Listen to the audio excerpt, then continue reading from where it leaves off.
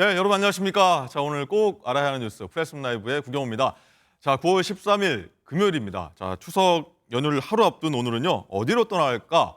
여행 소식으로 문을 열도록 하겠습니다. 자, 언제나처럼 신익수 여행 전문 기자와 함께합니다. 안녕하세요. 반갑습니다. 반갑습니다. 예. 네.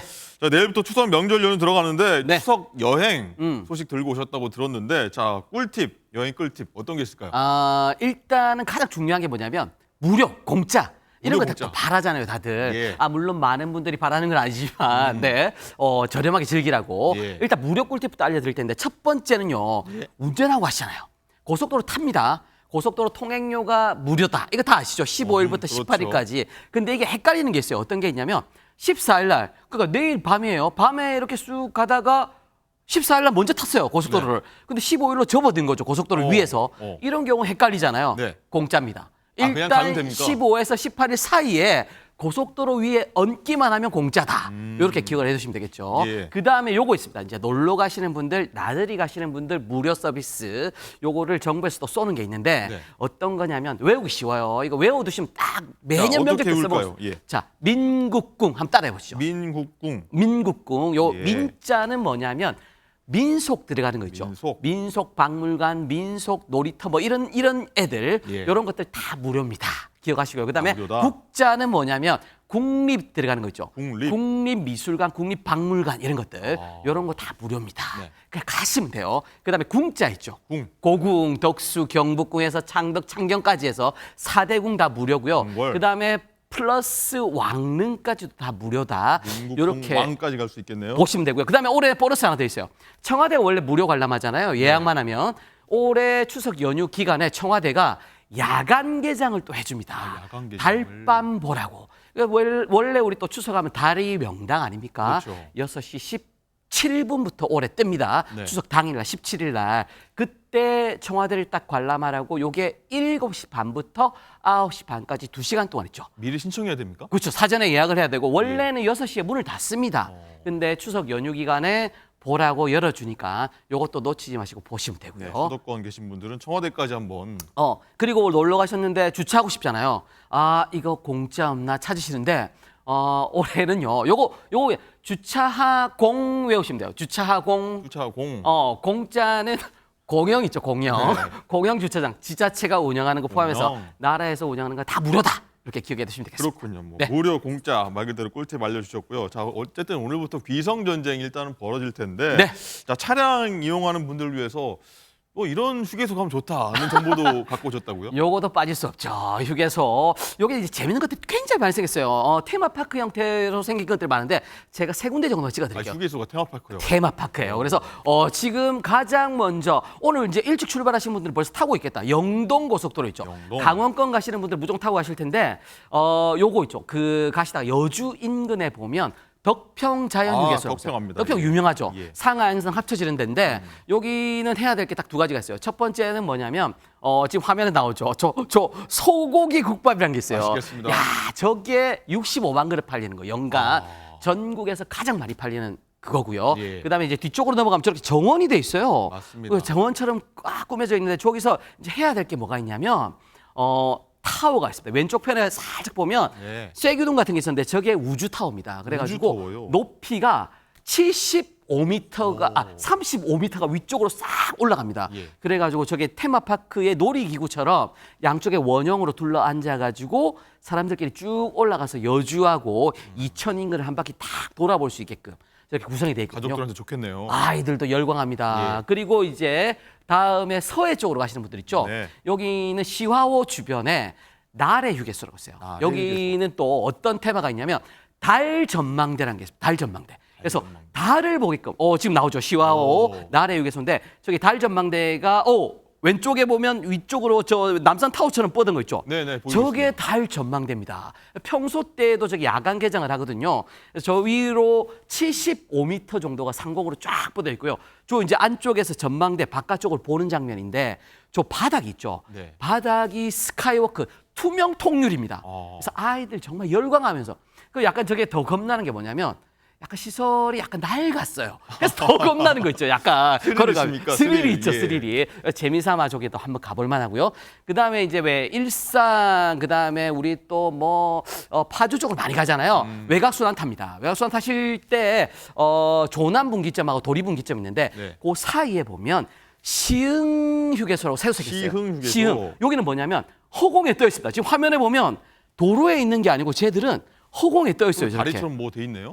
저 궁중에 붕 떠 있는 거. 저게 우주선처럼 생긴 저 모양이 휴게소입니다. 대한민국 최초로 허공에 떠 있는 휴게소. 저게 이제 4층 구조인데 안쪽에 들어가시면 3층이 먹을거리가 있는 곳이고요. 저 이제 시그니처는 뭐냐면 저 안에 미술관이 있습니다. 뮤지엄. 미술관이요. 그래서 뭐 마네, 모네 뭐 이런 애들 있죠. 네. 이런 애들이 아니고 이런 분들, 예. 작품들, 클림트의 키스까지 해서 네. 저런 걸 미디어 아트로 다 볼 수 있게끔 꾸며놓고 있으니까 아이들하고 지나가는 길에 잠깐 쉬었다 가기 좋다 기억해 두시면 되겠죠. 그렇군요. 뭐 휴게소 가지고 화장실이나 간식 먹는 줄 알았더니 뭐 어디 전망대도 있고 처음 그렇습니다. 알았습니다. 네. 자, 어쨌든 이 명절에 뭐 가족분들도 가시지만 좀 나홀로 계신 분들도 계시단 말이죠. 아, 나홀로 할 맞아요. 수 있는 것들 뭐 있는지 좀 궁금합니다. 그렇죠. 나홀로 있는 분들이 요즘 많아졌어요. 우리 그 전체 세대를 한 2,400만 정도 보는데 1,000세대 정도가 1인 세대입니다. 그래서 굉장히 많다고 보시면 되고요. 올해 취준생들도 10명 중 2명은 안 내려가겠다. 버티고 계십니다. 그래서 사실 내려가 봐야 결혼해라, 취업 언제 하니 막 잔소리 듣거든요. 네. 심지어 잔소리 메뉴판까지 쓸 정도예요. 아, 그렇습니까? 벌금을 매겨놓은 잔소리 메뉴판. 그래서 혼자 가는 분들을 위해서 템플 스테이 코스가 있습니다.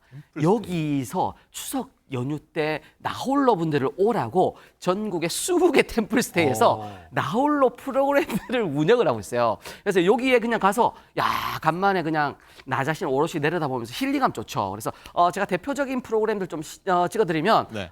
양주에 가면 육지장사 굉장히 유명합니다. 화면에 나오는 게 대형 보존이 있고요. 저쪽에 좀 신식처럼 생겼죠. 저기 가시면 어떤 게 있냐면 다리 머문 자리, 마음은 풍성하게, 몸은 가볍게 집중을 해야 된다. 여기는 원래 다이어트 템플로 굉장히 유명하거든요. 다이어트 살을 빼줍니다. 그래서 올해도 여기서 살 빼면서 약간 단식 좀 하고 그리고 혼자서 딱 보내고 나면 정말 멋지게 보낼 수가 있는 거죠. 그리고 또 하나 더 있습니다. 양주 육지장사 말고 양양에 가면 낙산사라고 또 있어요. 강릉 양양. 양양의 낙산사. 여기가 요즘에 떴죠. 왜냐하면 나는 절로 프로그램을 해가지고 여기 경쟁률 짝짓기 프로그램이 있는데 저도 경쟁률 여러 번 갔습니다. 70대 1이고요. 어마어마했었어요. 낙산사 워낙 좋은데 저 바로 옆쪽으로 서피 비치가 있죠. 양양에. 맞습니다. 그 유명한 해변가. 그래서 원래는 템플스테이를 어떤 걸 운영하냐면 양양 템플에서 서핑 프로그램을 원래 운영을 했는데 여기에 올해 템플스테이 추석 때는 여기에 아늑한 성자 프로그램 뭐 이런 거래요. 아늑한 성자 그래가지고 달은 당연히 달맞이를 하고요.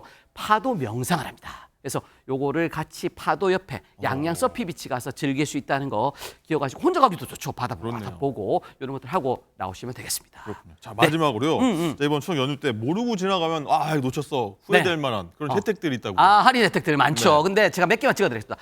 SRT, KTX 있죠. 많이들 타고 내려가실 텐데 역 귀성하는 분들이 있습니다. 서울로 그냥 오히려 올라오는 분들, 요분들은 추석 연휴 때 30에서 40% 할인됩니다. 거꾸로 오면 거꾸로 서울로 오면요. 올라오면요? 이것도 좋죠. 워낙 고향을 안 가니까 다들. 그다음에 또 어떤 게 있냐면 숙박 할인 혜택이 있는데 숙박 할인 페스타라고 나라에서 우리 최근에 한번 숙박 쿠폰을 나눠준 적이 있었어요. 요게 9월 말까지 예약을 하게끔 돼 있었는데요. 요거를 원래 9월 말까지 예약을 하고 추석 연휴기나 잡거나 만약에 예약이 찼으면 11월까지 연장을 했거든요. 그래서 숙박 전국에 있는 숙박 지금 화면에 나오죠. 네. 숙박 세일 페스타 저 사이트에 딱 들어가면 저기서 쿠폰을 내려받을 수 있게끔 돼 있어요. 7만 원짜리 뭐 이렇게 가격별로 돼 있으니까 저것도 나눠 받아가지고 숙박 예약을 할인해서 한번 다녀오시면 되겠습니다. 알겠습니다. 자, 네. 덕분에 잊을 뻔했네요. 마지막으로 또 있습니까? MBN 있죠. 네. 우리 MBN 보면서 추석 보내는 거 이게 최고의 어떤 휴식이 되지 않을까 그렇군요. 네, 생각합니다. 어딜 가나 MBN과 네, 함께. 그렇죠. 알겠습니다. 네. 자, 추석 연휴 덕분에 좀 즐겁게 보낼 수 있을 것 같습니다. 자, 오늘 말씀 여기까지 듣겠습니다. 감사합니다. 고맙습니다.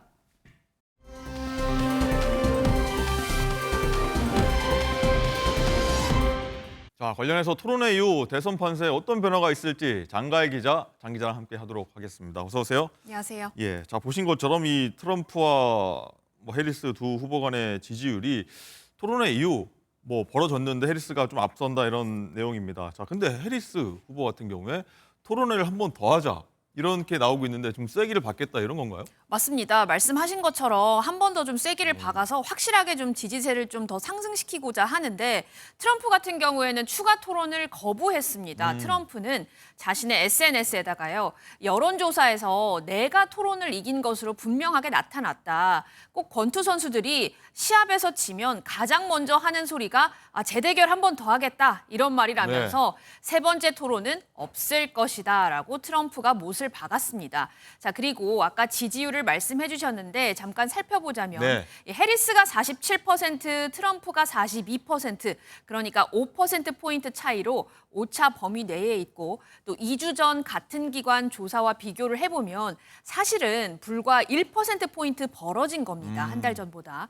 그리고 이 최근 모닝 컨설트가 실시한 여론조사를 한번 보면 해리스가 50%, 트럼프는 45%로 해리스가 트럼프를 5%포인트 앞서고 있는데요. 이 토론 전보다는 2%포인트 앞서서 소폭 앞서고 있습니다. 하지만 어쨌든 이 해리스가 우위를 점하고 있는 건 맞다고 볼 수 있습니다. 그렇군요. 자, 트럼프 후보는 어떤 이유로 자기가 앞서고 있다 하는지 사실 잘 모르겠는데 어쨌든요. 이 트럼프가 토론회에서 이민자들이 이 개와 고양이를 잡아먹는다라고 발언해서 논란이 됐는데 여기 관련해서 뭐 유행, 뭐 밈이라고 하죠. 이런 것들이 많이 영상이 돌고 있다고 해요. 그렇습니다. 이 온라인상에서 화제가 되는 영상 그리고 사진을 밈이라고 하잖아요. 그런데 이 트럼프 측에서는 TV 토론 이후 모인 그리고 트럼프의 이번 발언을 놓고요. 네. 이 수천 건의 관련 밈들이 계속해서 만들어지고 있거든요. 예. 어떤 것들이 있는지 한번 보시죠. They're eating the dogs, the people that came in. They're eating the cats. They're eating the cats. They're eating the dogs. They're eating the pets in Springfield.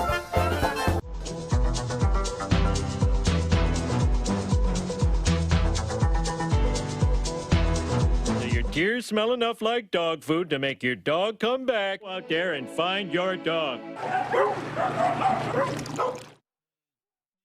네, 좀 재미있게 좀 보이네요. 어쨌든 뭐 SNS 영향력이 커지니까 이번 또 개시궁 발언이 어떻게 좀 파장이 커질지 한번 네. 지켜보도록 하겠고요. 자, 그런가 하면 민주당의 조 바이든 대통령이 트럼프 후보의 모자를 쓰고 있는 장면이 포착됐는데 이거 왜 쓴 겁니까? 네, 이 미국 시간으로 지난 11일에 이 바이든 대통령이 9.11 테러 23주기를 맞아서요. 펜실베니아주 한 소방서를 방문을 했습니다. 자, 그런데 바이든 대통령이 자신의 사인과 함께 대통령 모자를 한 지지자에게 선물로 줬습니다. 그런데 그 지지자가요. 사실 이 트럼프를 지지하는 빨간색 모자를 쓰고 있었거든요. 네, 화면 나오네요. 그렇습니다. 그래서 이 지지자에게 이 바이든 대통령이 그 모자도 한번 나한테 줘보세요라고 말을 했고, 그러니까 시민들이 바이든 대통령에게 이 트럼프 모자 한번 써보세요 계속 부추깁니다. 그래서 바이든 대통령이 몇 초간 잠깐 머리 위에 얹고 있었던 겁니다. 자, 그런데 이 머리 위에 잠깐 얹고 있었던 이 사진이 빠르게 퍼졌는데요. 트럼프 선거 캠프에서는 이 카멀라 해리스 후보가 이 TV 토론을 너무 못하니까 조 바이든 대통령마저 트럼프를 지지하는 트럼프 모자를 썼다 이렇게 조롱을 했고, 또 대통령님 트럼프 지지해줘서 고마워요라는 글도 SNS에 올렸습니다. 네. 자, 뭐 여유라고 해야 될까요? 비난을 보낸 건지 모르겠고 어쨌든 여러 해석이 나올 것 같습니다.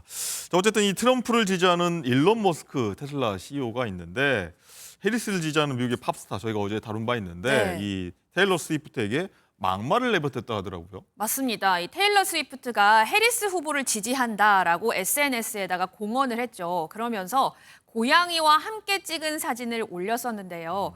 이 미국 부통령 후보 JD 벤츠가 이 해리스 등을 향해서 자식을 낳지 않고 고양이만 기르는 여성이다라면서 과거에 비꼰 적이 있어요. 그래서 사실 해리스가 자식이 둘이 있긴 하지만 남편과 전처의 자식이기 때문에 이런 비난을 해리스 부통령도 받은 건데요.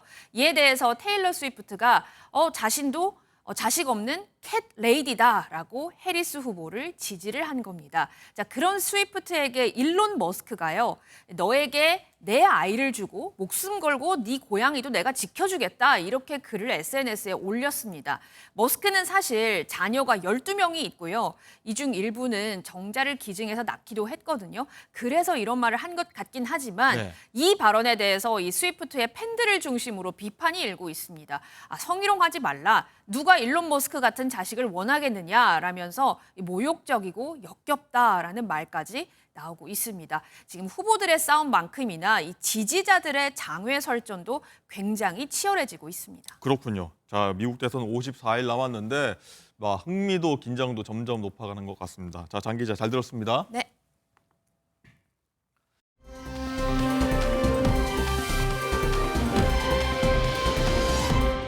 네, 앞서 미국 대선 토론회 반응 살펴봤는데, 자, 우리만큼이나 미국 대선에 유독 관심을 보이는 곳, 자, 아마도 북한일 거라고 생각이 됩니다. 자, 토론회 직후부터 눈에 띄는 도발을 이어가고 있는데, 자, 어떤 생각인 건지 양욱 아산정책연구원 연구위원과 분석해 보도록 하겠습니다. 자, 의원님 나와 계십니까? 예, 안녕하세요. 네, 안녕하십니까? 자, 토론회 다음 날인 어제 동해상으로 탄도미사일 발사를 하더니 북한은 또 오늘은요, 이 김정은 국무위원장이 핵시설인 우라늄 농축시설을 현지 지도하는 모습을 처음으로 전격 공개했습니다. 자, 김 위원장이 비약적인 성과를 지시하면서 이 보기만 해도 힘이 난다. 이렇게 발언했다고 하는데 어떤 의도로 저희가 봐야 됩니까? 일단 지금 김정은이 보여주고 있는 것은요, 북한이 이미 핵 보유국이고 많은 핵탄두를 생산하고 있다라는 메시지를 꾸준히 보내고 있어요. 특히 이제 2021년 8차 당대 이후에 핵무기를 굉장히 다양히 늘려라. 그다음에 전술핵을 집중해라라고 얘기를 하고 2022년 말부터는 그야말로 기하급수적으로 핵탄두 늘려라라는 얘기를 하면서 여태까지 저거는 굉장히 많이 보여줬습니다. 이제 투발 수단, 미사일 같은 거라든가 이런 미사일 운반 수단 같은 것들은 굉장히 다양히 보여줬고 그다음에 사실 핵탄두 모형도 한번 공개했죠. 2023년에. 그러고 난 다음에 근데 문제는 북한이 그럼 그만큼 진짜 핵 물질 만들고 있는 거냐? 물론 2010년 정도에 지크브리트 해커 박사가 가서 전부 보면서 북한 실제 원심 분리기 굉장히 많이 돌리고 있다라고 얘기했지만은요. 이거를 이렇게 국제사회에 사진으로 직접 공개한 게 이번이 처음인 거죠. 그래서 결국 국제사회를 향해서 얘기를 하고 있는 겁니다. 국제사회, 한국, 특히나 미국에 대해서 자, 우리 이만큼 생산 능력 가지고 있다라고 얘기를 하는 거죠. 그렇군요. 자, 뿐만 아니라 오늘 보니까 어제죠. 신형 초대형 방사포 성능 시험 검증 시험 사격을 또 참관하고 특수 작전 훈련 기지 시찰했다고 하는데, 자, 의도적으로 이 시점에서 미국 대선을 좀 앞둔 시점에서 노골적인 긴장감을 좀 높이려는 그런 의도로 봐야 됩니까? 그렇습니다. 전반적으로 어찌 보면 그래요. 우리 보통 여태까지 북한이 도발하는 모습들을 보고 있으면은 한미 연합훈련 전후해가지고 해서 도발을 굉장히 크게 하거나 했는데 사실 이번에 8월에 프리덤 필드 훈련 때는 북한이 별다른 도발이 없어 보였어요, 그렇죠? 근데 이게 결국 뭐냐면 북한 7월 말에 엄청난 수해 때문에 8월에는 아마 대응할 정신도 없었을 겁니다. 그래서 8월에는 오물풍선도 딱 한 차례밖에 북한이 못 내렸었고요. 근데 이제 9월이 되면서 자, 어느 정도 이제 준비가 됐다 하면서 이제 높여 나가는 거죠. 물론 이렇게 긴장 수위를 높여 나가고 자신 능력을 보여주는 것에서는 미국 대선과의 관련성도 분명히 있습니다만은 북한 스스로 일정도 굉장히 중요해요. 왜냐하면 이제 내년이 되면은 북한의 국방력 발전 5개년 계획의 마지막 해가 내년인 거고요. 그럼 올해 정도 안까지 굉장히 많은 성과들이 이렇게 축적이 돼야 되는 그런 상황입니다. 네, 그렇군요. 어쨌든 이 미국 대선 토론회 함께 보면요. 이 트럼프 후보는 북한은 나를 두려워한다라고 했고 해리스 후보는 트럼프는 김정은과 각별한 사이라는 취지로 얘기를 했거든요. 자, 이런 맥락에서 보면 김정은이 원하는 바는 구체적으로 무엇인지 누구를 지지하는 건지도 궁금합니다. 글쎄 특별히 누구를 지지한다, 지지하지 않는다라고 말하기는 쉽지 않습니다만요. 김정은 입장에서는 역시 한번 자신과 이렇게 협상의 타결 전까지 갔었던 트럼프 쪽이 훨씬 더 적절한 상대라고 생각을 할 겁니다. 실제 트럼프도 지난 대선 후보 수락 연설에서도 핵만이 가진 사람하고 친해서 나쁠 거 없다, 나 김정은이랑 친하다 이런 식의 얘기들을 했었거든요. 당연히 북한 입장에서는 그래도 그나마 역대 미국의 대통령들과는 달리 북한을 이렇게 이제 독재자 저렇게 뭐 얼굴 같이 대할 수 없는 독재자 이렇게 바라보지 않고 자기하고 얘기를 한 번이라도 했었던 몇 차례 얘기를 했었던 트럼프 쪽을 훨씬 더 편하게 여길 가능성이 있다라는 거죠. 네. 어쨌든 뭐 김정은 같은 경우에는 트럼프를 좀 거리두기 하는 그런 발언을 한 바 있는 것도 기억이 나는데 한번 지켜보도록 하겠고요. 자, 그리고 북한을 둘러싼 이 상황을 보면 러시아와 무기 거래 등으로 이제 밀착을 하면서 반대로 또 중국과는 좀 소원해진 그런 이상기를 보이고 있는데 자, 이런 상황에서 오늘 이 중국이요. 이 북한 해상 밀수품까지 적발하고 압류하는데 심지어는 김정은 사용 물품까지 압수하고 돌려주지 않고 있다 이런 보도가 나왔는데 이건 어떻게 해석을 해야 됩니까? 분명히 그 중국 입장에서는 북한의 행보 자체가 사실은 미워도 어쨌거나 버릴 수 없는 상황이었기 때문에 계속 둔 측면이 있습니다. 그러니까 자신들의 관리 범위 안에 있다고 한다면은 북한을 그렇게 북한의 행동에 크게 반대하지 않겠다, 북한 지지하는 모습을 보이겠다 이랬는데 사실은 그 러시아와 북한의 밀착 그래서 굉장히 많은 부분을 러시아에 의존하고 있는 이런 행태 자체가 중국 입장에서는 달가울 수가 없습니다. 어찌 보면은 이 러시아에 대한 이런 무기 공급이라든가 이런 부분들은 러시아의 군사력을 강하게 해주는 일이 되는 것이고요. 물론 뭐 이게 상당 부분 우크라이나 전선에서 소모하고 있다고 하지만은 어쨌거나 지금 전쟁 어느 정도 정리되는 모습이 되고 전후에 러시아군을 다시 재건하게 되면은 러시아 군사적 위협이 올라가면 중국도 위협이 되는 건 맞거든요. 여러 가지 측면들, 즉 자신들의 관리가 가능한 범위 안에 북한이 들어오지 않는 부분에 대한 그런 몽리다 이렇게 표현할 수 있을 것 같습니다. 알겠습니다. 자, 미국 대선을 보는 북한 그리고 주변국들 상황까지 한번 쭉 지켜봤습니다. 자, 양욱 의원님 여기까지 듣겠습니다. 말씀 감사합니다. 예, 감사합니다. 네.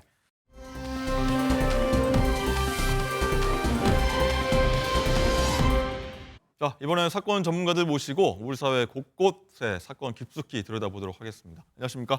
어서 오십시오. 자, 얼마 전에 아파트 흡연구역에서 70대 이웃 주민을 폭행해서 살해했던 사건 저희가 전해드린 바가 있는데 이 범죄 신상이 공개가 됐습니다. 자, 28살이고 이름이 최성우라고 합니다. 장 기자, 이 피의자 범행 동기도 함께 밝혀졌어요. 그렇습니다. 이게 지난달 20일에 오후 7시 50분쯤 서울 중랑구 한 아파트 흡연장에서 최성우가 70대 남성을 마주치게 되는데요. 이후 70대 남성의 얼굴과 머리를 주먹으로 수십 차례 가격하고요. 또 조경석의 머리를 내리찍는 등 이 피해자를 무차별적으로 폭행해서 사망에 이르게 했습니다. 이 피해자가 자신과 자신의 어머니에게 위해를 가한다는 망상에 빠져서 이 최성우가 범행을 저지른 것으로 파악되고 있습니다. 검찰은 지난 10일 신상정보 공개심의위원회를 열고요. 최성우의 얼굴과 나이를 공개를 했는데 30일 동안 이 정보가 이 북부지검 홈페이지에 게재가 된다고 합니다. 네, 양진 변호사님. 자, 이웃 주민을 어르신을 어떻게 이렇게 잔인하게 살해를 할까 너무 좀 충격인데 엄벌이 뭐 망상이라고 하지만 엄벌이 내려져야 될 것 같아요. 그렇죠. 엄벌이 내려질 가능성이 굉장히 크다고밖에 볼 수 없겠고요. 일단은 저렇게 신상 정보가 공개되었다라는 것 자체가 일단은 신상정보공개심의위원회에서도 이러한 죄질이라든지 범죄의 중대성에 대해서 굉장히 심각하게 바라보고 있다라는 방증이 될 것 같습니다. 일단은 특정 중대범죄에 해당해야 되고 사실상 피해자의 경우에 그러니까 지금 사망하신 분이 한 분이잖아요. 네. 보통은 여러 명이 있는 경우에 이렇게 신상 정보가 공개가 되기도 하는데 네. 피해자가 한 명임에도 불구하고 이렇게 공개가 됐다라는 것은 그만큼 굉장히 잔혹하고 그리고 또 아무 이유 없이 저렇게 노인분을 사망에 이르게 했다라는 점이 굉장히 재질이 나쁘다고 평가될 수밖에 없습니다. 그렇군요. 지금 계속 쭉 화면 보면은 이 하단에 이 사진 피의자 이 하단에 보면은 무죄로 추정됩니다라는 말도 잠깐 보이더라고요. 이건 무슨 말입니까? 그렇죠. 원칙적으로 아직은 뭐 재판이 확정이 된 것이 아니기 때문에 신상 정보를 우리가 공개하기는 하지만 지금 단계에서 이 범죄자에 대해서 혐의 소명까지는 그러니까 완벽한 입증까지는 이르지 않았다라고 우리가 해석을 해볼 수가 뭐 있겠고요. 뻔히 아는 상황인데도요. 그렇죠. 아무리 이제 이 사람이 범죄를 저지른 것이 명백하고 본인이 뭐 자백을 하고 있고 객관적인 증거가 있다라고 하더라도 우리 법상으로는 이제 형법상 그리고 그리고 형사소송법상 재판이 확정되기 전까지는 무죄 추정의 원칙이 적용이 되기 때문에 이 사람이 이렇게 구속이 되었음에도 불구하고 우리는 일단은 무죄로 추정을 한다라는 것을 명시적으로 밝힌 것입니다. 그렇군요. 자, 이웃 주민들은 그렇고 이 유족들은 얼마나 속이 터지겠습니까? 참 안타까운.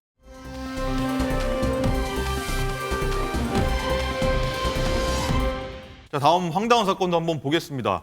자, 장가 기자, 이 제주 한라산 이 산간 도로에서 이 뺑소니 사고를 내고서 다른 데도 아니고 이 한라산으로 숨어서 돌아간 이런 사람이 있었다는데 이게 무슨 일입니까, 이건 또? 그렇습니다. 제주시와 서귀포시를 잇는 이 산간도로가 있는데요. 네. 이 산간도로에서 무면허로 음주운전을 하다가 중앙선 침범 사고를 잇따라 내고 도주한 40대 남성이 있습니다. 영상이 준비되어 있거든요.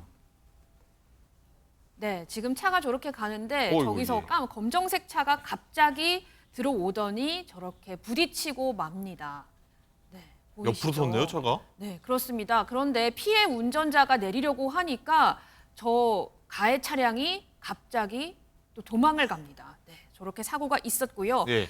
저 이후에 또 커브길을 달리던 저 승용차가 저 중앙선을 넘어서 마주오던 버스까지 오. 들이받게 됩니다. 그래서 많은 부상자가 있었는데 이 남성은 이 두 번째 사고 후에 경찰이 출동하기 전 인근 숲을 속으로 달아납니다. 이튿날 오전 사고 현장에서 약 13km 떨어진 제주시 양지공원 인근에서 신고를 받고 출동한 경찰에게 이 남성이 긴급 체포가 됐습니다. 이 남성은요, 알고 보니까 2018년부터 운전 면허가 없는 상태였는데 무면허다. 심지어 지인 차를 빌려서 운전하다가 저렇게 사고를 낸 거라고 합니다. 아, 지인 차가. 그렇습니다. 남성은 사고 당시 기억도 없고 술도 마시지 않았다면서 경찰에 붙잡힐 당시 범행 일체를 모두 부인했습니다. 자, 왜 그랬는지 궁금합니다. 음주를 하지 않는데 좀 특이한 행동을 했는데, 자, 양빈 변호사님, 어쨌든 이 음주 수치는 나오지 않았다고 해서 음주운전 혐의는 추가되지 않았다고 하는데 의심이 많이 되는데요. 그렇죠. 음주가 명백하게 좀 의심이 될 수밖에 없는 이 상황입니다. 숲으로 도망간 것도 참 의심스럽고요. 그렇죠. 사실은 이제 이 남성에 대해서 적용한 혐의들을 좀 따져보면, 그러니까 사고를 내고도 도주를 했고, 그리고 이제 사고를 내서 사람을 다치게 하고도 도주를 한 그런 혐의를 적용할 수밖에 없었고, 사실상 음주운전 혐의는 명백하게 적용을 할 수는 없었습니다. 왜냐하면 다들 아시는 것처럼 우리가 음주운전 혐의를 적용하려면 음주 수치가 있어야 되는데요. 이 남성의 경우에는 설명해 주신 것처럼 저렇게 사고를 내고 이 한라산으로 들어가서 13시간 만에 사실상 다시 붙잡힌 거거든요. 그렇기 때문에 본인이 어쨌든 음주를 했다라고 결국에는 시인을 했고, 네. 그리고 그러한 정황까지도 이제 객관적인 증거로서 포착이 되기는 했지만 음주 수치가 나오지 않기 때문에 이것은 이제 적용하기가 현실적으로 어려고요. 다만 형량이 이제 최종적으로 형량이 결정됨에 있어서 음주운전 혐의, 그러니까 법조항은 적용할 수 없지만 형량에는 충분히 박연형할 수 있다라고 보이고요. 네. 일단 이 남성의 경우에 본인이 사고가 발생하기 전에 음주를 전혀 안 했다라고 이야기를 했다가 진술을 번복해서 내가 사실은 좀 소주 몇 잔을 마셨다라고 이야기를 하기도 했어요. 그럼에도 그 불구하고 양은 모른다. 그렇죠. 그러니까 본인이 어쨌든 음주 수치가 나오지 않게 하기 위해서 도주한 것은 맞는 것 같고, 다만 이제 명백한 객관적인 증거를 수사기관에서 들이대다 보니까 처음에 술을 안 마셨다라고 잡아떼다가 어쩔 수 없이 자백을 하게 된 것으로 보입니다. 경찰이 특정하기로는 사고가 발생하기 한 5시간, 6시간 전에 이 소주 4-5잔을 마셨다라고 지금 특정을 하고 있었고요. 하지만 이제 본인이 이야기를 하기로는 내가 술을 마셨지만 취한 상태는 아니었다라고 이렇게 진술을 하기도 했습니다. 그걸 본인이 판단할 문제는 아닌 것 같습니다. 술을 맞습니다. 마셨는데.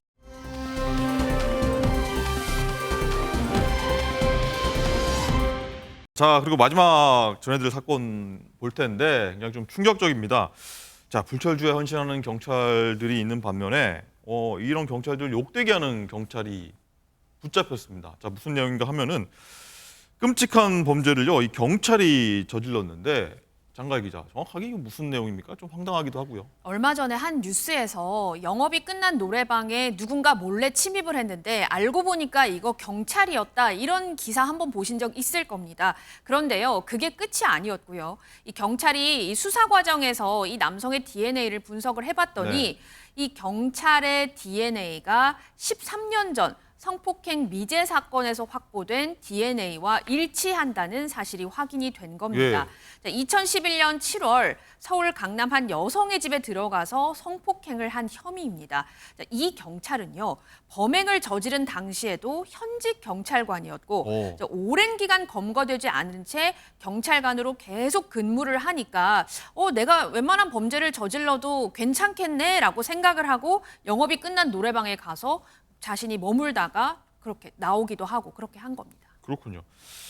나쁜 경찰이다라고밖에 저희가 표현할 길이 없을 것 같은데 양진희 변호사님, 이 당시에 그 13년 전에는 어쩌다가 이게 이 경찰을 못 잡고 미제로 남았던 겁니까? 이게 좀 안타까운 부분이요. 사실 이제 성폭행 범죄가 발생하면 이러한 피해를 입은 즉시 사실은 이제 뭐 해바라기 센터라든지 이런 데를 찾아가서 DNA 검사라든지 이런 걸 하게 되고, 그리고 이제 사람을 특정하기 위해서 CCTV 분석을 한다라든지 이런 것들이 수순인데요. 13년 전에 성폭행 범죄가 발생했을 당시 피해자가 당일 신고하기는 했는데 네. 우선 첫 번째, 그때 당시에 이 장마가 굉장히 심한 그런 상황이어서 여름이었군요. CCTV가 그렇습니다. CCTV가 제대로 이제 작동하지 않았던 부분도 있었고요. 그러다 보니까 이제 이 가해자를 특정하는 시간이 좀 소요가 됐습니다. 그리고 두 번째는 일단 이 범행 직후에 이 남성이 성폭행 범죄잖아요. 예. 본인이 경찰관이고 이러한 지식이 있다 보니까 피해자의 몸을 다 닿게 했습니다. 그리고 휴대전화라든지 현장에 있던 증거가 될 만한 그러한 객관적인 것들을 다 가방에 챙겨서 도주를 하게 됩니다. 그런 걸 아니까 안 잡히기 위해서 맞습니다. 안 잡히는 방법을 알고 있었군요. 그렇죠. 그러니까 본인이 범죄를 저지르면서 어떠한 증거가 나에게 유리하고 불리할지 이런 부분들을 다 생각할 수밖에 없었고, 본인에게 불리하다 싶은 증거들을 다 챙겨서 현장을 떠나게 된 것입니다. 그러다 보니까 이 용의자 특정에 굉장히 좀 어려움을 겪게 됐고요. 실제로 미제 사건으로 종결이 됐던 그런 상황이었습니다. 그런데 사실은 이제 그때 당시 DNA 정보가 검출이 되기는 했었어요. 근데 데이터베이스와 이제 대조를 해봤는데 그 전에 어떠한 범죄 전력이 없다 보니까 혹시나 경찰이라고 생각 안 하고 검사 안 해봤겠죠. 그렇죠. 사실 그리고 이제 그 전에 전과가 없다 보니까 매치되는 이제 정보가 없었던 겁니다. 그렇기 때문에 이렇게 좀 시간이 장기간 소요됐습니다. 어쨌든 말씀 중간에 드렸지만 이 경찰이다 보니까 어떻게 하면 안 잡힐 줄을 아는 거였죠. 그런 그렇죠. 거보다는 더 나중에 처벌이 좀 가중돼야 되는 거 아닙니까? 일단은 과거에 저지른 범죄에도 지금 이제 공소시효가 남아있는 것으로 판단이 되고 그렇다라고 한다면 함께 처벌을 받을 수가 있습니다. 아무래도 본인이 어떠한 범죄를 저지르고 그 즉시 뭔가 검거가 돼서 처벌을 받는 것보다 이렇게 10년 정도 지나서 발각이 돼서 어쩔 수 없이 본인이 정말 자수가 아니라 이렇게 검거가 돼서 처벌을 받게 되는 경우에는 아무래도 도주를 했다라고 보는 그런 요소가 포함이 되기 때문에 사실상 양형에 있어서 더 불리할 수밖에 없고요. 더 엄벌에 처해질 수밖에 없는 상황이라고 보입니다. 어쨌든 경찰 생활은 다시는 못할 것 같고 이 법적 책임도 말씀하신 대로 그 정도 나올 것 같고, 이 참 또 다른 범죄를 경찰이 노래방 가서 그랬다는 게 사실 좀 납득도 안 되고, 앞으로 우리가 경찰을 어떻게 바라봐야 되냐. 이 선한 경찰이 많거든요. 이런 좀 그렇죠. 걱정도 많이 되는 것 같아요. 어떻게 보십니까? 사실 굉장히 좀 섬뜩한 부분이요. 이 남성이 이렇게 성폭행 범죄를 저질렀을 당시에도 경찰로 근무를 했고 그 이후 아무 일도 없이 평온하게 10년간 근무를 유지하다가 네. 지금에서야 발각이 된 거거든요.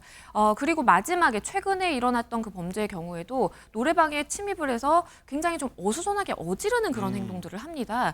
사실 누가 있었던 것도 아니고 단순히 뭔가 금전적인 이익을 노리고 한 것도 아니고 저렇게 빈 노래방에 들어가서 집기들을 어지르고 이렇게 좀 행패를 부렸다라는 것 자체는 사실상 이 남성이 어떠한 약물 복용이라든지 이런 것들은 없는지도 검사를 해봐야 된다라고 보이고요. 그 외에 어떠한 원한 관계라든지 이런 동기에 의해서 누군가를 노리고 이러한 노래방에 침입한 것인지 이런 부분도 세밀하게 좀 따져봐야 될 것으로 보입니다. 네.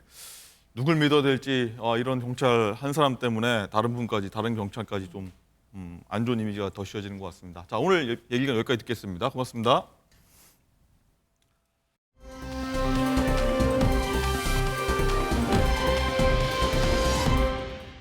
네, 지금부터는 정치의 맥락과 그 이면을 짚어주실 전문가분들과 함께하도록 하겠습니다. 어서 오십시오. 안녕하세요.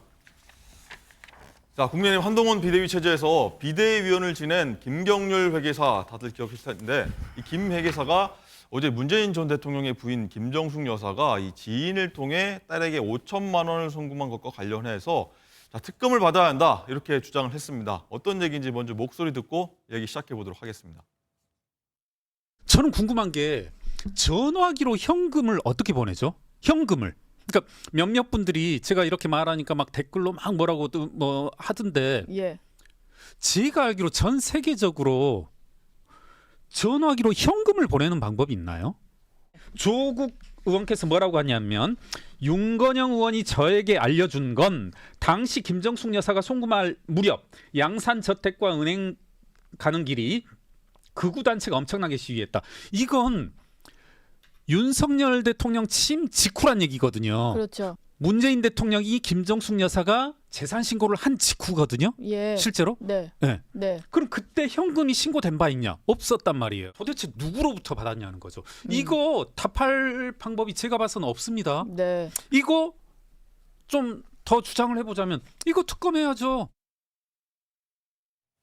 네, 김경률 회계사, 김경률 전 비대위원이 이렇게 일단 주장을 했습니다. 뭐 현금 5천만 원을 폰뱅킹으로 보내는 방법은 없다라고 하면서 현금 5천만 원 여기에 굉장히 주목하고 있는 것 같은데 소정욱 변호사님은 어떻게 드셨습니까? 뭐 현금 5천을 보내려면 원래 이제 그 본인 그 계좌가 있잖아요. 예. 그 월급 대통령도 월급 넣죠. 그러면 이제 그 계좌가 있을 거 아니에요. 거기서 이제 그 현금을 계속 인출해야 돼요. 5만 원짜리로 5천만 원을 인출을 해야 돼요. 네. 그리고 이제 그걸 보자기 싸가지고 다시 은행 가가지고 5천 주면서 그게 다시 보내달라 해야 돼요. 그렇잖아요. 그렇네요. 그러면 이제 FIU에서 통보가 됩니다. 5천이가 1,000만 원 넘으면 통보가 되거든요. 이상 이것도 거래가 통보됐죠. 있다. 예. 근데 5천 보낸 게 2022년에 태무에 보냈다는 게 지금 해명하는 거고요. 또 옛날 언론 보면 이제 2020년에도 또 이게 의혹이 있습니다. 한 번이 아니에요. 근데 좀 이상하잖아요. 정당한 돈이면 굳이 계좌에서 5천을 현금으로 빼려면 이게 몇 번 빼야 됩니까? 은행에 가서 600만 원까지 하루에 뭐 빼는 게 있잖아요. 한도가. 이렇게 할 필요 있나요? 그냥 비서 불러서 계좌 인터넷으로 그냥 뱅킹 하든지 본인이 인터넷 뱅킹 할 줄 모르면 비서 부르면 되잖아요. 그럼 저는 도저히 납득이 안 되는 거죠. 그래서 이 5천은 누가 말해도 이게 특활비 남은 거 또는 이제 부정하게 받은 돈 이렇게 의심할 수밖에 없잖아요. 이걸 지금 조사하자는 거예요. 강성필 대변인, 뭐 서 변호사님 말씀 쭉 들으셨는데 네. 어떻게 좀 타당하신가요? 아니면 좀 반박 부분이 있을까요? 일단 첫 번째로 뭐 특할비다 이렇게 함부로 말씀하시면 안 됩니다. 오해받을 수 있기 때문에요. 그리고 일단 재산 신고를 했을 때는 현금이 없었습니다. 근데 재산 신고 직후에 현금을 찾았을 수도 있는 것이고 그리고 5천만 원을 왜 송금을 했냐 이렇게 하시는데 사실 5천만 원 정도 되잖아요. 그러면 폰뱅킹으로 할 때 인증도 해야 되고요. 그다음에 무슨 보안카드에 뭐 번호도 눌러야 되고요. 또 이걸 자주 하지 않는 사람이면 이게 휴면 계좌가 됩니다. 그래서 은행 가야 됩니다. 그러니까 결론은 70세가 되신 분들이 핸드폰으로 5천만 원 폰뱅킹 하는 거 결코 쉬운 일 아닙니다. 그리고 현금을 가지고 있는 거는 불법 아닙니다. 과거에도 노웅래 전 의원 집에서 3억이 나왔잖아요. 3억이 다 검은 돈이면 잘못된 거지 돈을 3억을 집에 가지고 있는 자체는 잘못이 아닌 거예요. 그런데 마치 이것이 뭐 재산신고 직후라는 이런 단어를 쓰니까 마치 얼핏 들으면 재산신고 때 누락이 됐다는 오해를 받을 수가 있거든요. 그래서 저는 이런 단어를 좀 쓰실 때는 좀 신중하게 쓰셔야 된다. 그리고 결국에는 검찰에서 조사를 하고 있기 때문에 저는 다 밝혀질 거라고 보고 있습니다. 근데요. 네. 근데 이거 옷을 살 때 또 구두 있잖아요. 이럴 때도 이제 이거 750만 원 뭐 이런 걸 관봉권 있죠. 은행에서 조폐공사에서 새로 놓으면 이제 관봉권 띠가 둘러진 새돈 있잖아요. 빳빳한 새돈. 네. 요게 이제 보통 대통령실에 특활비로 주는 돈이거든요. 이런 돈으로 이게 지급했다고 정언한 게 있잖아요. 자, 제가 김정숙 여사나 문재인 대통령 계좌에서 현금 인출한 게 있다면 제가 인정한다니까요. 제가 사과한다니까요. 본인 우리 강성필 위원장님 말대로 만약에 본인 계좌에서 현금을 인출했다면 그러면 이게 증명이 되는데 그 증거를 내놔야 되는 거고요. 아니면 이게 어디서 하는지 소명해야죠. 하다못해 내가 출판기념에서 받았다. 아니면 이게 우리 아버님 돌아가신데 뭐 장례식에 조의금 받은 거다. 그건 소명을 해야 될 거 아니에요. 노웅래 의원은 이제 일부 소명을 했어요. 출판기념회나 그것도 이게 신고 누락은 맞죠. 그런데 그런 소명도 안 하고 있잖아요. 근데 제가 알기로 이게 뭐 조의금이나 경조사나 출판기념회 대통령이 없었잖아요. 그럼 의심이 가잖아요. 그런데 문제가 뭐냐면 문재인 대통령께서 지금 이 문제에 대해서 계속해서 얘기를 하잖아요. 그러면 아무리 합리적인 어떤 얘기라고 하더라도 네. 꼬리에 꼬리를 물 겁니다. 그래서 저는 이 부분에 있어서는 아직 밝혀진 거와 보도된 거에 대해서는 불법 사항이 없는 것이고 더 자세한 내용은 검찰 수사를 통해서 저는 밝혀질 것이다. 저는 그렇게 보고 네. 있습니다.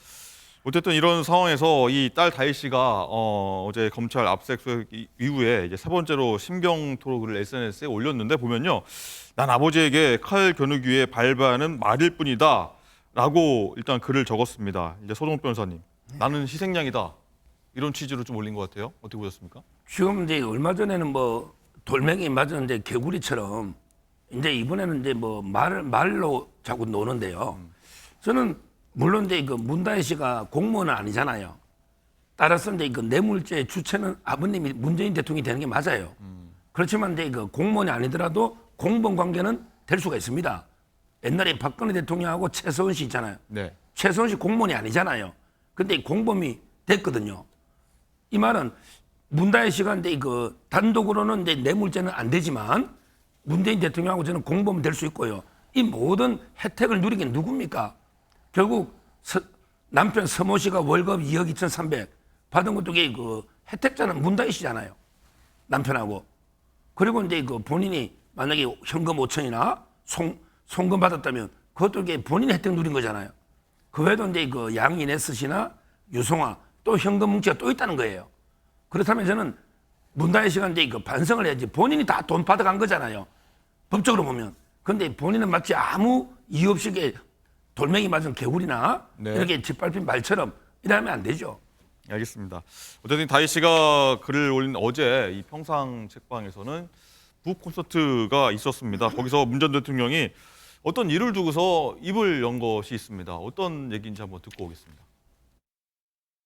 예, 우리 평산 책방에 아주 충격적이고 슬픈 일이 있었습니다.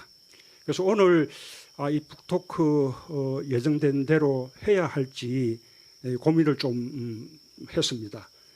그러나 그럴수록 책방이 흔들리지 말고 또 할 일을 꿋꿋하게 해 나가는 것이 좋겠다라는 책방 직원들의 뜻에 따라서 오늘 행사를 예정대로 하게 되었습니다. 네, 이 평산 책방에 이 여직원이 피습을 당한 사건이 있었는데 여기에 대해서 문 전 대통령이 좀 안타까움을 토로하면서 얘기한 건데, 이 강성필 대변인 일단 여러 의미로 해석이 나올 법하고, 어쨌든 이 민주당이 이제 김건희 여사 특검을 할 거면은 형평성 차원에서 김정숙 여사도 뭐 특검하자 이런 얘기를 김 전 비대위원이 한 거거든요. 종합적으로 봤을 때 이 김경률 비대위원이 전 비대위원이 한 말대로 가야 됩니까? 어떻습니까? 이제 뭐 국민의힘 입장에서는 뭐 김건희 여사와 관련된 악재가 많이 있지 않습니까? 그리고 뭐 어제만 하더라도 김건희 여사와 관련된 그 손모 씨 쩐주라고 하시는 분이 결국에는 유죄를 받았어요. 그렇기 때문에 이제 대한민국의 많은 국민들의 시선은 과연 그러면 같은 위치에 있었던 김건희 여사는 어떻게 될 것인가에 대해서 궁금해하시거든요. 네. 그리고 그 전에 명품백과 관련해 가지고도 처벌 규정이 없어서 처벌할 수 없다는 그런 무혐의 종결, 특혜 조사 이런 것들이 있었기 때문에 당연히 김정숙 여사도 이런 흠결이 있으니까 같이 좀 희석을 시키려는 차원에서 그렇게 충분히 저는 공격할 수 있다고 봅니다. 하지만 제가 생각했을 때는 개인적으로는 그 사안의 비교를 놓고 보면 너무나도 쉽게 말해서 체급이 다른 문제예요. 그렇기 때문에 저는 그것은 국민들이 얼마나 납득하실지 모르겠고, 아니 어쨌든 문재인 대통령이 운영하시는 책방의 직원이, 그것도 여직원이 애엄합니다. 8분 동안 구타를 당했다는 거 아니겠습니까? 아니 이런 표현은 그렇지만 격투기 선수들도요 3분 1라운드입니다. 얼마나 체력적으로 힘든데 얼마나 그러면 그분 그 피해를 당하신 분이 얼마나 고통을 당했겠습니까? 예. 저는 이거 생각만 해도 너무 끔찍스러운 일이다. 그러면 이런 일이 왜 일어났을까? 저는 개인적으로는 어쨌든 최근에 검찰 문재인 대통령과 가족과 관련해서 검찰 수사 내용이 있고 또 거기에 대해서 문재인 대통령께서 또 윤석열 대통령을 향해서 준비가 되지 않는 대통령, 어떤 이러한 내용들에 있어서 어떤 혐오의 느낌이 있지 않았을까. 그래서 저는 경찰이 조사를 잘 해봐야겠지만 이런 일 다시는 일어나서는 안 된다 이렇게 생각합니다. 네.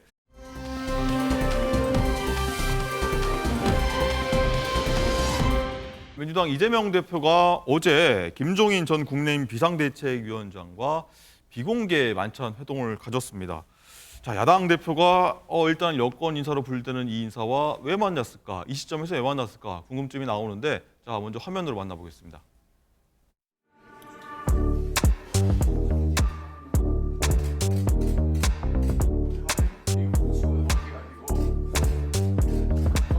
그게 뭐 한 2년 이상 되고 걱정되는 건 맞지 않습니까? 네? 걱정되시는 거 맞잖아요. 지금 상황을 보면은 걱정될 게 뭐 여러 가지가 많이 있는데 그걸 뭐 억지로 해결할 수는 없는 거고 순리에 맞게 그냥 지나가게 내버려 두는 거지. 이거 붙이고 나오셔가지고 네. 그게 사실은 나는데 그때 많이 찢어졌다고 따라하신 거죠.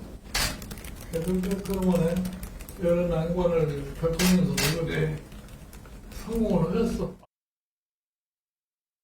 네, 비공개 만찬인데 일단은 앞에 모두 발언 정도는 좀 공개가 돼서 이런 얘기를 저희가 듣고 왔는데, 자, 서정욱 변호사님, 이 이재명 대표가 이상돈 중앙대 명예교수 만난 데 이어서 어제 이 김종인 전 비대위원장 만난 겁니다. 뭐 일각에서는 이런 분석이 나옵니다. 뭐 대권 주자로서 일단 입지를 좀 다지기 위해서 외연을 좀 넓히기 위한 행보 같다라고 보거든요. 어떻게 동의하십니까? 그렇죠. 그거에다가 이제 하나 더 한다면 네. 뭐 첫째는 이제 외연 넓히기가 맞고요. 아무래도 중도 쪽으로 확장해야 되니까. 하나 더 본다면 이제 그 김종인 위원장이 최근에 한번 응급실을 22번 정도 맞습니다. 뺑뺑이 하다가 이제 뭐 자기 신분을 밝히가 어떻게 했다 뭐 이런 말 했잖아요. 반장구도 묻히고요. 예. 그러니까 아마 이제 그 의료 대란을 이슈를 좀 불붙여 보자. 지금 추석 앞두고 네. 이런 데 의도도 지금 계속 의료 그 본인 그 응급실 뺑뺑이 도는 거 이걸 이야기하고 있잖아요. 아마 이런 저는 두 가지 의도로 만난 게 아닌가 네. 이렇게 보는데 뭐 앞으로 이제 그 외연 확장에 성공할지는 지금 김종인 위원장은 이준석 대표 네. 어떻게 보면 이게 멘토로 돼 있습니다. 그렇죠. 그러니까 과연 이제 이재명 대표 쪽으로 돌아설지 좀 아니면 이제 그 네, 이준석 뭐, 대표를 예. 계속 밀지 그건 좀 지켜봐야 됩니다. 이른바 김종인 전 비대위원장이 뭐 킹메이커로서 역할을 여러 번 해왔기 때문에 좀 기대서 좀 영위를 해볼 수 있지 않을까 이런 의도라고 보신 겁니까? 그러니까 이제 지금 우스갯소리로 어제 김종인 위원장이 이재명 대표 뭐 별의 순간이 왔다 네. 이런 말이 나올까? 근데 그런 말은 없었던 것 같아요. 네. 별의 순간. 아마 이제 이재명 대표는 그걸 기대했는지 모르죠. 네. 그런데 그런 말은 없었던 것 같습니다. 그렇군요. 강성필 대변인 입장에서는 어떻게 보십니까? 이 여권 인사를 좀 품에 안으려는 어떤 효과를 보려고 하는 그런 듯한 모습. 네. 제가 생각을 했을 때도 어쨌든 민주당 내에서 이재명 대표의 리더십은 강건하기 때문에 이게 총선은 결집, 대선은 확장이잖아요. 그렇기 때문에 저는 그런 차원에서 어쨌든 보수 쪽에서 조금 그래도 존경받는 그런 김종인 전 비대위원장 같은 분과 어떤 스킨십을 하면서 또 좋은 말씀을 많이 해주실 수가 있어요. 네. 저도 김종인 전 비대위원장 책 거의 다 읽어봤거든요. 이분이요 경제, 노동, 복지에 대해서 되게 깊이가 있으신 분이기 때문에 이분에게 꼭 정치 외에도 여러 가지 정책적으로 좋은 얘기를 들을 수가 있고 뭐 이상돈 전 의원 같은 경우는 마찬가지겠죠. 그래서 저는 이재명 대표가 외연 확장의 어떤 의미가 있었다고 생각을 하고 어쨌든 그 이준석 의원을 김종인 전 비대위원장이 상당히 쉽게 해서 후원을 하고 있잖아요. 후견인으로 활동을 하시잖아요. 그런데 만약에 이준석 의원이 대선 후보가 못 된다면 저는 충분히 저희 이재명 대표를 또 후견할 수도 있다. 저는 그렇게 보고 있습니다. 그렇군요. 한번 더 쭉쭉 한번 좀 지켜보도록 하겠습니다.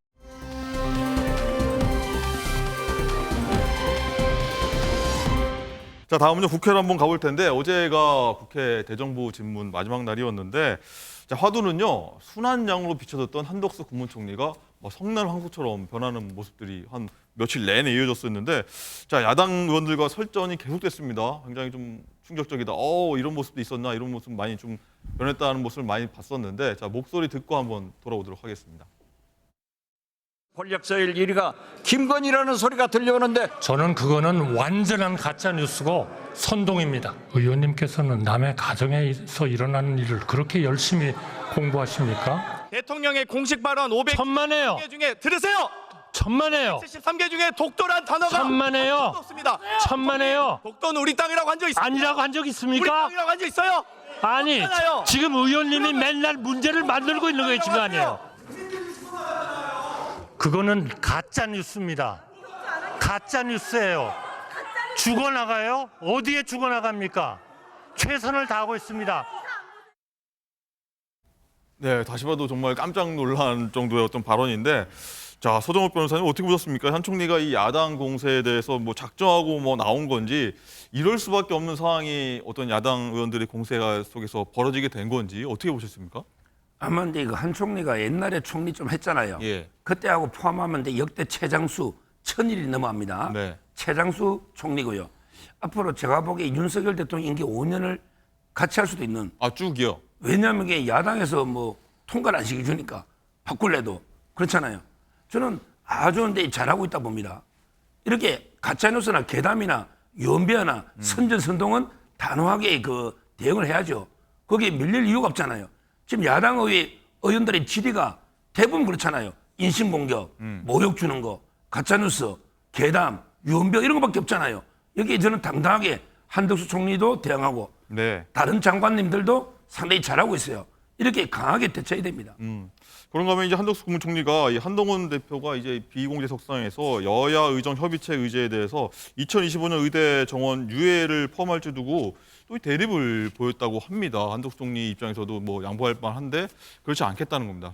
상황이 그렇지 않다라는 건데 이 부분은 또 어떻게 보셨습니까? 그러니까 한덕수 국무총리는 윤석열 대통령에 대해서 하나도 어긋날 수가 없는 겁니다. 그러니까 본인에게 결정권이 하나도 없는 거죠. 쉽게 말해서 지금 대통령실에서는 지금 여야 의정 이 협의체에 대해서도 적극적으로 모습을 보이지 않고 관망하는 모습을 보이거든요. 쉽게 말해서 한동훈 한번 해봐. 한번 다 모아봐 한번. 잘 되면 내가 들어갈게. 이런 어떤 태도를 취하고 있는 것처럼 보이기 때문에 한덕수 국무총리로서는 그래서 그 정부에서는 여당의 대표에게 힘을 실어줘야 되는데 전혀 그런 모습이 보이지 않기 때문에 저는 결국 한동훈 대표가 대통령을 설득하지 못하면 진전이 없을 거라 저는 그렇게 보여집니다.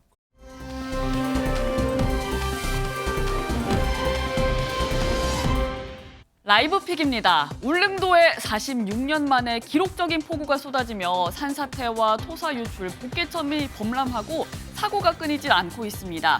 흐르는 흙탕물이 주택가를 가로지르고 산에서 쏟아진 토사가 폭포처럼 흘러내려 도로가 무너지는데요. 차량에 부딪힌 흙탕물은 파도처럼 솟아오르고 아스팔트로 잘 다져진 길들은 흙탕물 강이 돼버렸습니다. 이틀 새 300mm가 넘는 폭우가 쏟아진 울릉도. 심각한 집중호우에 울릉군에선 주택 4채가 침수와 토사 유의 피해를 입었고 사동리의 한 주택에선 한 명이 고립되었다 구조되기도 했습니다. 또 토사 유실과 낙석 피해로 도로가 통제되며 많은 주민이 불편을 겪었는데요. 심각한 호우 피해 울릉군 재난안전대책본부는 전 공무원을 동원하는 비상 2단계를 가동하고 피해 복구에 힘쓰고 있는 상황입니다. 상상만 해왔던 우주 여행, 이제는 정말 머지 않은 것 같습니다. 며칠 전 미국에서 사상 최초로 민간인이 우주 유영에 성공했기 때문인데요. 움직이는 우주선 위에 홀로 서 있는 이 남성, 전문 우주 비행사가 아닌 민간인에 불과한 억만장자 항공기 조종사입니다.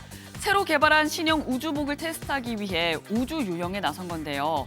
안전을 위해 우주 엔지니어도 동행했다지만 이 억만장자는 인류 최초로 약 730km의 고도에서 시속 26,000km로 움직이는 우주선 위에 10여 분 동안 스페이스 워크 홀로 서는 경험을 했습니다.